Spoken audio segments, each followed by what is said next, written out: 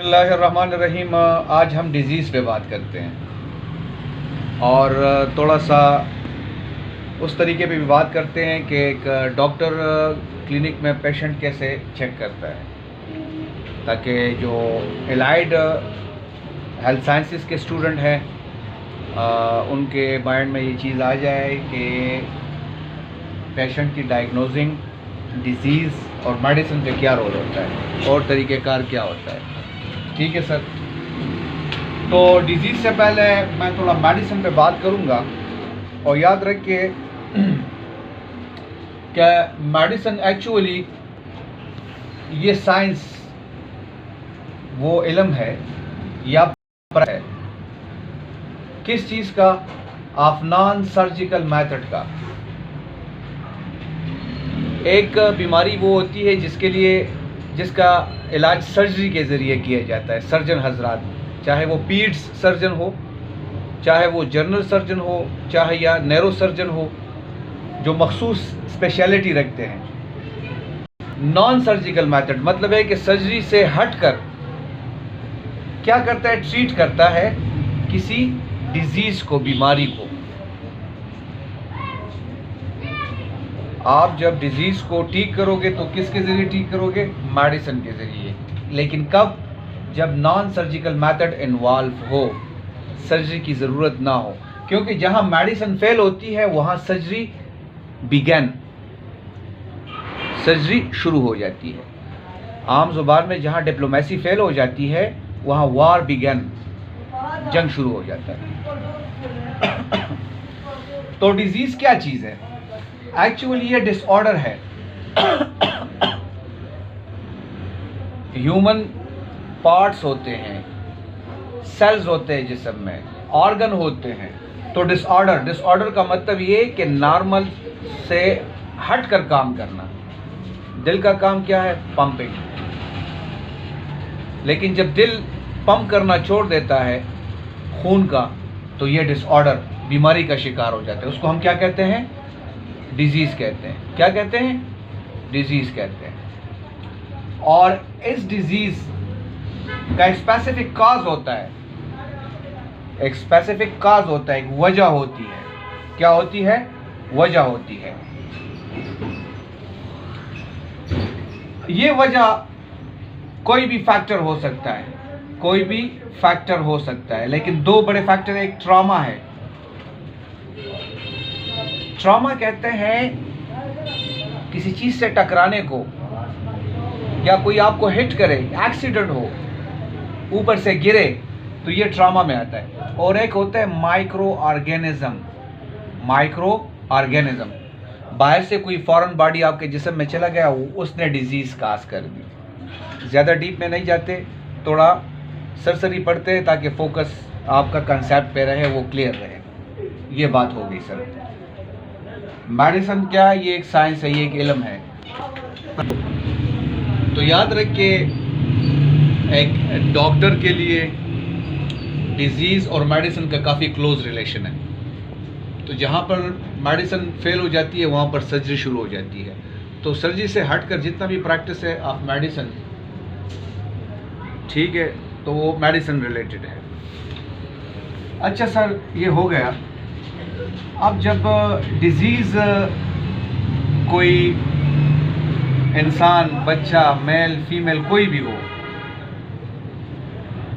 Disease complaint के साथ, किसी भी कंप्लेंट के साथ वो आता है डॉक्टर के पास, तो उसको क्लिनिकल ऑब्जर्वेशन कहते हैं। वो डायग्नोस करेगा और उसको ट्रीट करेगा। डायग्नोस करेगा, उसको ट्रीट करेगा। एक और बात भी ऐड करना चाहूँ, मेडिसिन हर वो चीज़ जो आपके डिज़ीज़ को क्योर करे उसको मेडिसिन कहते हैं। डोजेज फॉर्म में हो,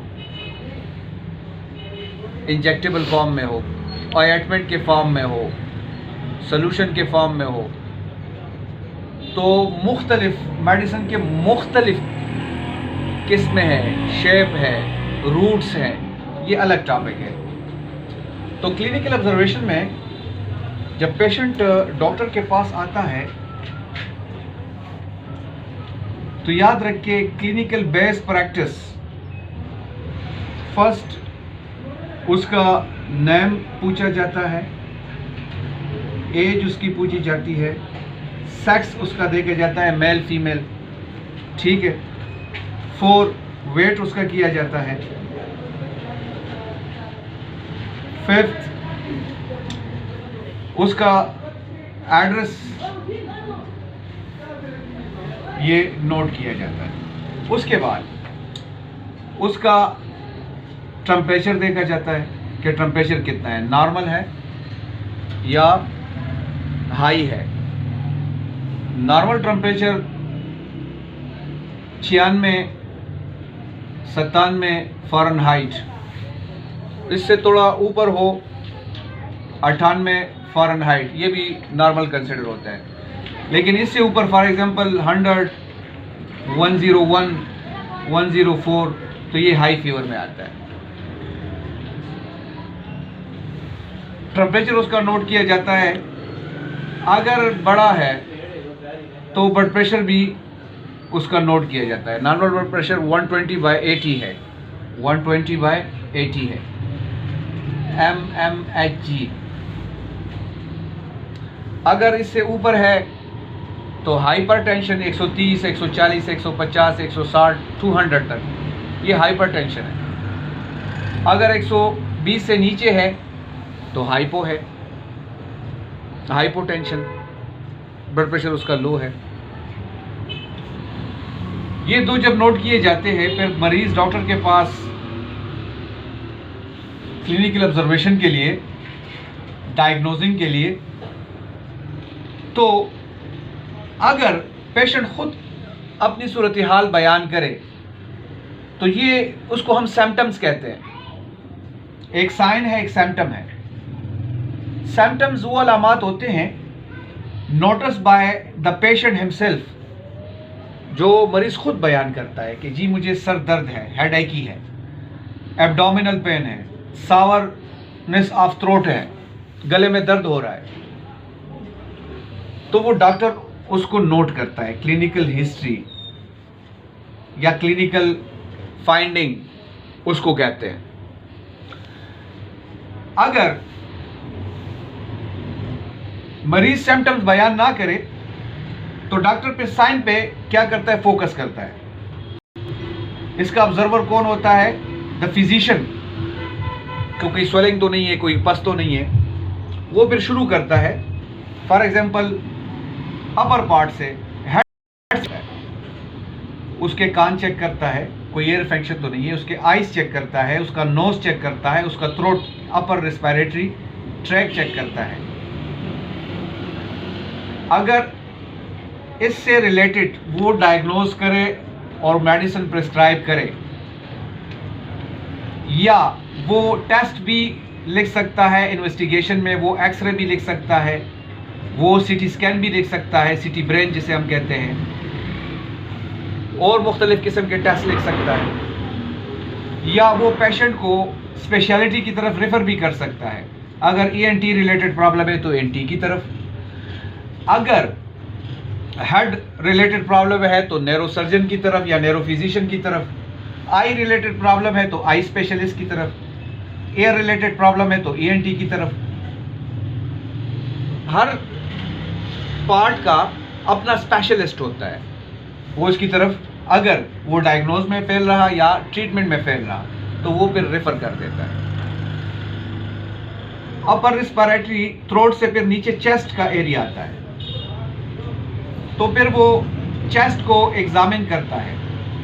चेस्ट में अगर वीजिंग है, नॉइज है, या चेस्ट के नॉर्मल फिजियोलॉजी में, एनाटॉमी में कोई फर्क है। अब चेस्ट के अंदर हार्ट भी पड़ा हुआ है, हार्ट बीट पे भी वो थोड़ा सा फोकस करता है, हार्ट बीट ज़्यादा तो नहीं है। चेस्ट से रिलेटेड डिजीज, अस्थमा तो नहीं है, TB तो नहीं है, या नमूनिया तो नहीं है, एटसेट्रा, तो वो या तो एक्सरे एडवाइस करता है, या एक्सरे में डायग्नोज ना होने की वजह से फिर अल्ट्रासाउंड भी कर सकता है। तो यहाँ पर चेस्ट रिलेटेड डिजीज को वो क्या करता है, डायग्नोज करता है और फिर ट्रीटमेंट देता है। फिर एब्डोमिनल का एरिया आता है, यहाँ पर लीवर को वो ऑब्जर्व करता है। लीवर की कोई बीमारी हो, लीवर सिरोसिस हो, हेपेटाइटिस हो, हेपेटिक फेल्यूर हो, फैटी लीवर हो। इसके साथ गॉल ब्लैडर है, पैंक्रिया है, स्टमक है, स्प्लीन है, स्मॉल इंटेस्टाइन, लार्ज इंटेस्टाइन वो है। तो वो फिर यहाँ पर इसके एग्जामिनेशन करता है, एक्सरे के ज़रिए भी, अल्ट्रासाउंड के ज़रिए भी और फिज़िकल एग्जामिनेशन के ज़रिए भी कि टेंडरनेस है, रेजोनेंस चेक करता है, प्रेस करता है। अगर कोई बीमारी डायग्नोज होती है मेडिसिन रिलेटेड, अगर वो मेडिकल फिजिशियन है, जर्नल फिजिशियन है, तो मेडिसिन के थ्रू आपको ट्रीट करेगा। लेकिन अगर टेस्ट उसमें एब्डोमिनल में बैक साइड पे पीछे कुछ खास वो होते हैं, एरिया है, किडनी स्टोन, ये डायग्नोज होता है, तो वो पहले ट्रीटमेंट के ज़रिए आपको ट्रीट करने की कोशिश करता है। नहीं तो फिर जहाँ मेडिसिन फेल होती है तो सर्जरी बिगिन होती है, फिर सर्जन की तरफ वो रेफर करता है रिलेटेड सर्जरी का। इसके बाद आपका यूरिनरी सिस्टम आता है, जिसमें किडनी से लेकर आपका ब्लैडर, यूरेटर ये मेंशन होते हैं। तो उसके लिए भी वो आपको मुख्तलिफ टेस्ट के ज़रिए डायग्नोज करता है, चाहे मेल हो फीमेल है। मेल के यूटीआई प्रॉब्लम मुख्तलिफ होते हैं, सेक्सुअल प्रॉब्लम फीमेल के अलग होते हैं। तो वो फिर उसके मुताबिक क्या करता है, टेस्ट एडवाइस करके डायग्नोज करके आपको मेडिसिन ट्रीटमेंट लिखता है। फिर लोअर लिम्ब आ जाते हैं, स्वेलिंग है, पाँव में दर्द हो रहा है, या नी जॉइंट का मसला है, आर्थराइटिस का मसला है, और कोई मसला है, तो वो भी इसके एक्सरे एडवाइस करेगा या ब्लड टेस्ट एडवाइस करेगा, इन्वेस्टिगेट करेगा।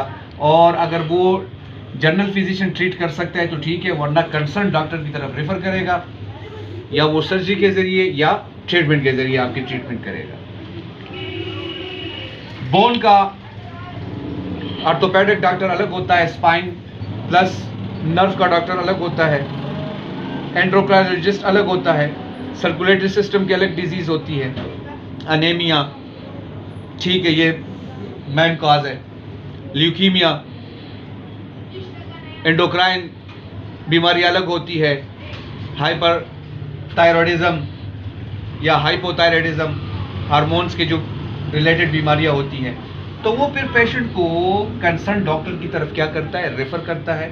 अगर उसकी डायग्नोजिंग या ट्रीटमेंट काम नहीं करती तो स्पेशलिटी लेवल पे वो पहुंच जाता है। अच्छा, याद रखिए ये क्लिनिक बेस रिलेटेड प्रैक्टिस है।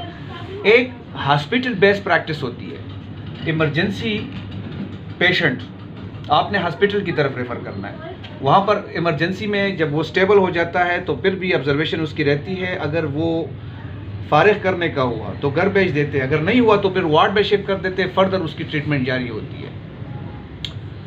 और याद रखिए कि हॉस्पिटल में भी दो किस्म, एक इमरजेंसी ट्रीटमेंट, एक ओपीडी आउटडोर पेशेंट जो होता है, ओपीडी उसको कहते हैं। वहाँ पे फिर स्पेशलिस्ट बैठते हैं, प्रोफेसर होते हैं, एसोसिएट प्रोफेसर होते हैं, असिस्टेंट प्रोफेसर होते हैं, सीनियर रजिस्ट्रार एमओ। वो हर बीमारी का अपना एक स्पेशलिस्ट होता है। उस दिन उनकी ओपीडी होती है, वो फिर चेक करते हैं, चाहे पेशेंट को एडमिट करे। सर्जन भी होते हैं, पेट सर्जन अलग होते हैं, जनरल सर्जन अलग होते हैं, यूरोलॉजी के अलग होते हैं, न्यूरोसर्जरी के अलग होते हैं। तो अगर पेशेंट मेडिसिन से अच्छा होता है तो उसको कुछ दिनों के लिए मेडिसिन देकर फारिग कर देते हैं। दोबारा तकलीफ उसको होती है और मेडिसिन से ठीक नहीं होता तो वहाँ पर सर्जिकल स्टेप वो लेते हैं। तो ये कुछ डिजीज़ के हवाले से वो था। अच्छा, एक और बात याद रख के, अक्सर औक़ात पेशेंट इमरजेंसी में क्लिनिक लाए जाते हैं या घर में कोई इमरजेंसी आती है तो उसके वाइटल साइन चेक करें, पल्स चेक करें, रेस्पिरेटरी रेट चेक करें, टेम्परेचर चेक करें, ब्लड प्रेशर चेक करें, ब्लड प्रेशर चेक करें। और फ़ौरन उसको इमरजेंसी में हॉस्पिटल की तरफ ले। फर्स्ट एड में आप कुछ कर सकते हैं, ठीक है कि स्पट है, नहीं है तो फ़ौरन हॉस्पिटल की तरफ ले जाया करें, जो भी नज़दीक हॉस्पिटल पड़ता है, ताकि उसको फ़ौरन फर्स्ट एड देकर इमरजेंसी में उसको रिकवर किया जा सके और स्टेबलाइज किया जा सके। Thank you.